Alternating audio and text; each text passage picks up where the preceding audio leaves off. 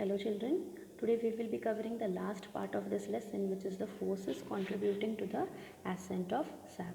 Now already I have told you what is ascent of sap. We say that ascent of sap is the movement of water and minerals in the plant through the xylem. Okay, out of the first force, out of the all the forces, the first force is the root pressure, then capillarity, transpiration and pull, and adhesion. So let us first start with root pressure. Now root pressure builds up sufficient force to push the sap in the xylem vessels up to a certain height, which may be enough for herbaceous plants. Now while explaining root pressure, I already explained you that what is actually root pressure, right? It's the pressure like developed because of the cell to cell osmosis, right? The cell to cell osmosis will push the water from the lower level to the higher level means to the level of the stem. In the same way, root pressure is developed. So what is happening? It is pushing the sap in the xylem vessels, and this type of root pressure is enough for the herbaceous plants.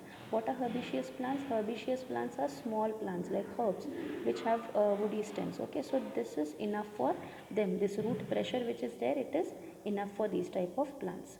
Then we are going to focus on the next point, which is capillarity, where I will be explaining you in the form of a small diagram here. So here you can see that I have drawn a stem here. Okay, and these are the xylem vessels. Okay, now what happens here? Here the water will lose the water, the leaves will lose the water because of the transpiration. So the leaves will be losing the water because of transpiration. So when it loses the water because of transpiration, we can see that a kind of a what we can say, small gap is created, like a vacuum is created over here. So what happens, this water level will be raised, this water level rises, and it will fill up the gap or fill up the vacuum which is made over here. So here if you see, this is the water, it will go and fill up the vacuum, and slowly steadily it will go up, slowly and steadily it will reach to the leaves. So we can say that the narrower the diameter of the xylem vessels, narrower the diameter of these xylem vessels, okay, what will happen, greater height the cap will be, the greater height. Okay, so because of the narrowing, the greater will be the height of the water. Okay, greater will be the height of the water, and it will be rising in the exerting force, which is called the capillary force. So here, narrow the diameter of the xylem vessels, greater will be the height of the water, okay, and then it will be exerting a force which is called the capillary force. This example you can you can demonstrate, like it's like a straw. Okay, when you are drinking the any juices from the straw, what happens? You are just pulling it, right? You are just pulling it and narrow the capillary, more amount of more amount of liquid will enter. For example, if you take a broad straw like this, difficult, right? Narrow straw, you will be able to drink more amount of liquid. So same is applicable for here, which is called as capillarity. I hope it is clear for you. Okay, then the third force which is there, it's the transpirational pull. Okay, next lesson, transpiration, we'll learn more about this in details. Now what happens here, water is lost due to transpiration process. Okay, as the water is lost from the transpiration, more and more water molecules are pulled up. Okay, more and more water molecules are pulled up due to the tendency of water molecules which are joined. So these water molecules are joined with the forces of cohesion. Cohesion means what? That's the attraction, okay, where the particles are united together. And because of this cohesive force, what happens? Slowly steadily water is entering, slowly and steadily water is entering. Same way we can say that here what happens, because of the continuous column of water in the air, it reaches up. And transpirational pull means what? The water is being pulled up on the surface of the, towards the surface of the leaves. Okay, so because of the transpirational pull. Okay, then adhesion causes the, now because of adhesion, it causes the water molecules to stick on the surfaces of the cell. So adhesion is like a gum, the process of sticking, right? So here the water molecules will be stuck on the cells, and we can say that whenever the leaf loses the water during transpiration, what will happen, these leaves will be having a suction force, they will be pulled up. Okay, they will be pulled up towards the leaves. So this particular adhesion force is basically important for tall trees. Okay, this is very important for tall trees, for reaching the water towards the tall trees. So if you see all these three forces, all these four forces which are there, root pressure, capillarity, transpirational pull, adhesion, they have somewhat similarity, yet they are different. Capillarity we say because of the narrowing of the diameter, Transpirational pull is because of the leaves that are pulling, like because of the cohesive forces it's been pulling over there. Then addition, we can say that it is like a kind, we can say a suction force which is created. So these are all the different type of forces which are contributing to the ascent of sap. Then another point we have, which is called the downward movement of the sap. Downward movement of the sap is relatively very simple, right?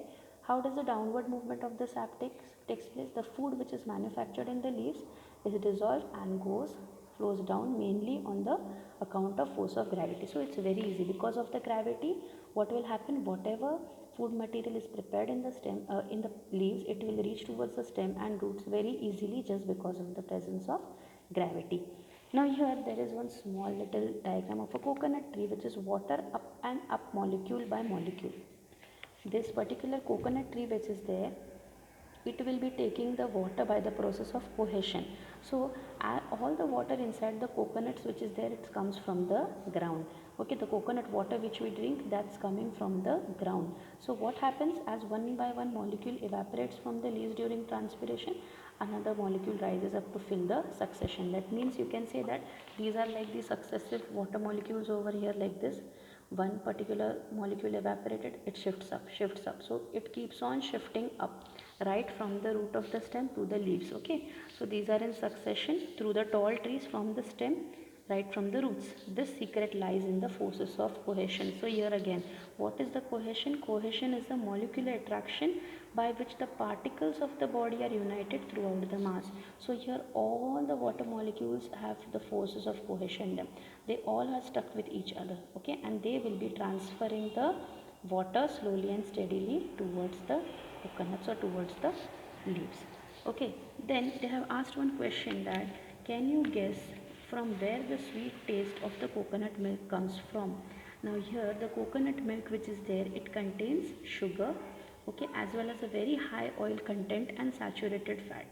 So because of the presence of glucose, as well as because of the water reaching from the ground towards the coconut, that also can be somewhat responsible for giving the coconut milk a sweet kind of a taste. Okay, so I hope all these points are clear, what is the forces of contributing to the ascent of sap.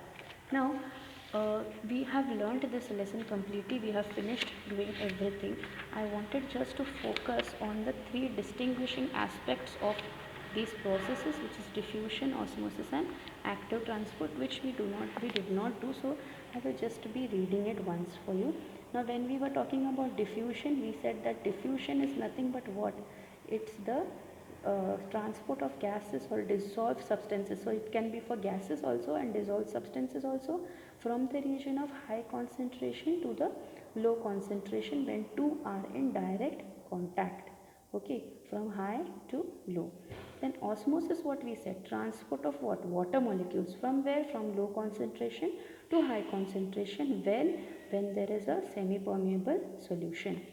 Active transport, what did we study about active transport? It is the passage of what? Passage of salt, or we can say an ion, from where? From a high concentration to low concentration, and it is from the cell, that is through a living membrane.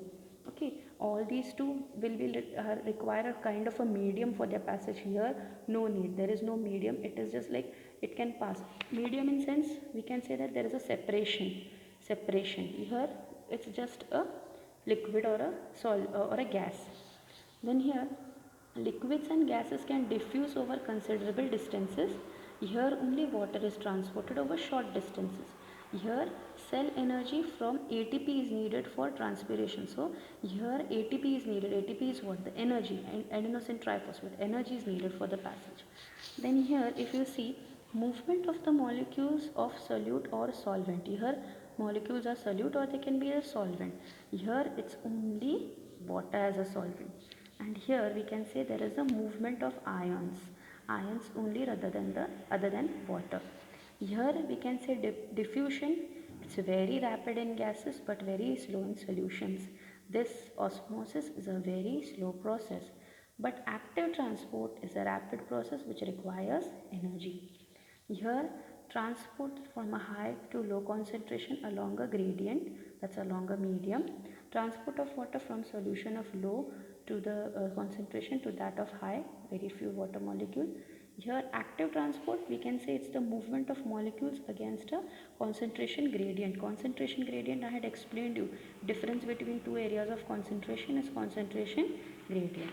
Then this will be occurring without a non-living permeable membrane, right? As I told you, no membrane is there here, either a living or non-living semi-permeable membrane. Here a living selective membrane is essential. Here there should be a living membrane. Here either a living, non-living. Here we can say it's with or without a non-living membrane. So these are the three different aspects which we studied. I hope this lesson was very clear with you. We had studied many few things in this. The diagrams and all are very important in this lesson. I want you all to do mark the questions of MCQs, very short answers as well as short type answer type. You can do it in the textbook, but these descriptive type and structured and application scale questions you need to do in your notebook. See to it that each and everything you are doing properly. In the next session I will be starting with transpiration. For today we will not be doing transpiration.